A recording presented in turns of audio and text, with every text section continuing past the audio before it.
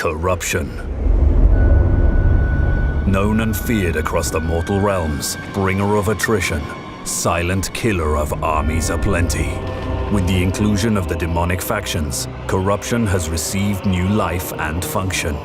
In Total War Warhammer III, corruption has been reworked into a more interesting system that splits chaos corruption into 5 distinct types, one for each god, and another for the pantheon as a whole. Different factions are impacted differently by corruption, with big benefits to the right servants and negatives to mortals. Worth noting now, Public Order has been renamed to Control on the campaign map. This better represents all the ways in which a faction can support or dominate a populace.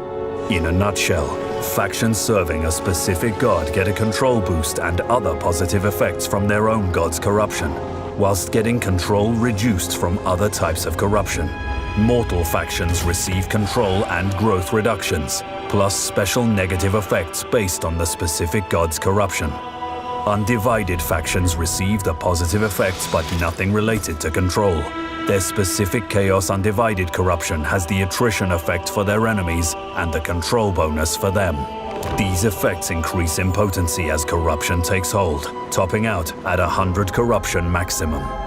Lord presence, heroes, special actions, province commandments, buildings, and more all contribute to the spread of corruption, making it inescapable for invading armies.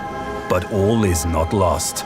Every corruption, even Skaven and Vampiric, reduces all other corruption types in the region, meaning a region being defiled by a couple of Chaos Gods isn't uncommon, though 4 would struggle to maintain in one place.